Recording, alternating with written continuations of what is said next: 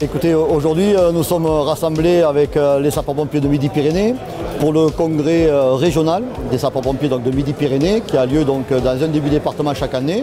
Et donc 2011 il avait été organisé sur le secteur de Tarascon et de Foix. Et bien, on est accueillis donc, par la ville de Mirepoix et bien sûr sur l'aspect logistique et technique par les sapeurs-pompiers de Mirepoix, que je remercie une fois de plus pour leur engagement par rapport donc, à cette organisation qui est quand même une grosse organisation. Alors, un congrès comme le nôtre est important parce qu'en fait ça permet aux représentants des 8 départements qui constituent cette région fédérale de se réunir, de confronter leurs expériences, de faire remonter leurs avis sur un certain nombre de dossiers et donc en fait de faire en sorte que la région Midi-Pyrénées au niveau national existe dans le monde des sapeurs-pompiers, puisque vous savez que la particularité des sapeurs-pompiers c'est que nous avons d'un côté tout ce qui est direction, centre de secours qui est opérationnel, mais à côté on a tout un réseau fédéral constitué des amicales dans les centres de secours, des unions départementales dans les départements et d'une union régionale qui coordonne tout cela.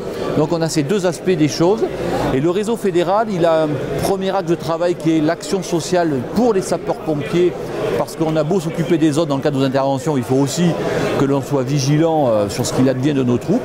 Et puis nous on a par exemple un rôle important en matière de gestion des orphelins, aux côtés de l'œuvre des pupilles qui les gère au niveau national. Et ensuite on a toute une action en matière sportive, en matière d'enseignement du secourisme. Donc vous voyez, on a tout un tas de dossiers sur lesquels on intervient aux côtés des services départementaux d'incendie de secours. En fait, avec le président de la Fédération nationale, nous partageons les différents congrès régionaux, départementaux, parce qu'on a le souci de rencontrer les sapeurs-pompiers au plus près du terrain, d'avoir leur ressenti, d'avoir leur opinion, de façon à ce que nous, on puisse aussi faire remonter tout cela. Et en même temps, on redescend des informations, et notamment des sujets qui nous préoccupent aujourd'hui. En ce moment, le sujet que tout pompier a en tête, c'est une éventuelle application d'une directive sur le temps de travail qui ne convient pas du tout au mode de fonctionnement des sapeurs-pompiers volontaires en France. Donc on a à l'occasion de ces congrès, c'est l'occasion de leur présenter les nouveautés, c'est l'occasion de sonder eux comment ils perçoivent les choses. Et chaque département, ça c'est vraiment quelque chose d'important et différent. Chaque département est unique, chacun a une réponse différente. Par contre, au niveau national, on se doit d'agréger tout ça et de faire remonter une parole des sapeurs-pompiers de France.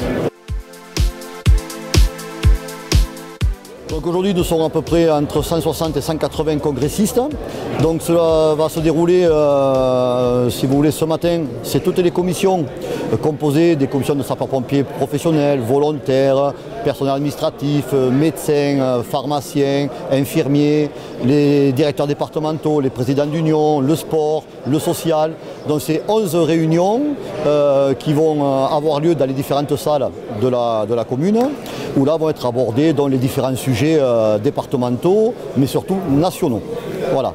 Donc à partir de là, dans l'après-midi, il y aura après notre assemblée générale, où nous recevrons les élus du département, et aussi qu'il y aura un échange constructif sur la problématique surtout actuelle aujourd'hui, c'est la directive européenne sur le temps de travail, qui interroge beaucoup les sapeurs-pompiers et où donc la Fédération nationale des sapeurs-pompiers de France a pris ça en main parce que le volontariat pourrait être mis en péril à cause de cette directive.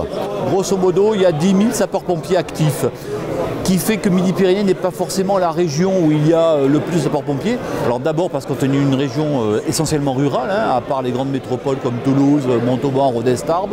Le reste c'est du territoire rural, notamment avec toute notre zone de montagne. Et puis on n'a pas cette tradition sapeurs-pompiers comme ils l'ont dans l'est de la France, où pour des raisons historiques, dans toutes les communes, il y avait des centres de secours à l'époque. Donc là où nous sommes 10 000 sur la région, dans certains départements de l'Est, ils sont 10 000 dans le département. Voilà, donc grosso modo 10 000 sapeurs-pompiers dans la région Midi-Pyrénées. Tous bénévoles, est-ce qu'il y a des pompiers professionnels? Ah non, il y a des pompiers professionnels.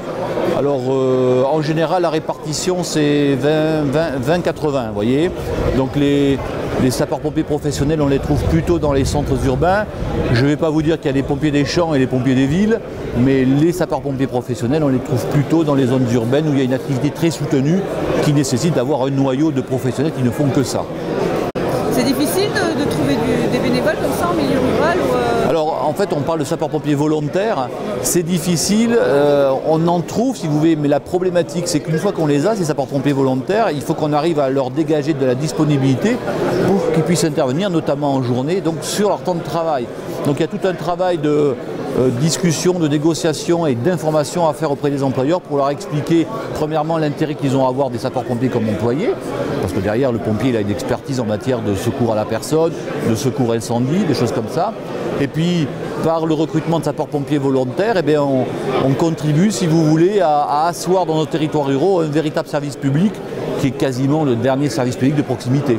Pour aller dans tous les départements de France et toutes les régions, on est toujours agréablement surpris par la qualité de l'accueil, par le côté convivial, sympathique de nos échanges et en même temps le sérieux de l'organisation. Et je crois qu'en Ariège, ça fait partie aussi de cette tradition d'organisation et moi je suis très content d'être ici.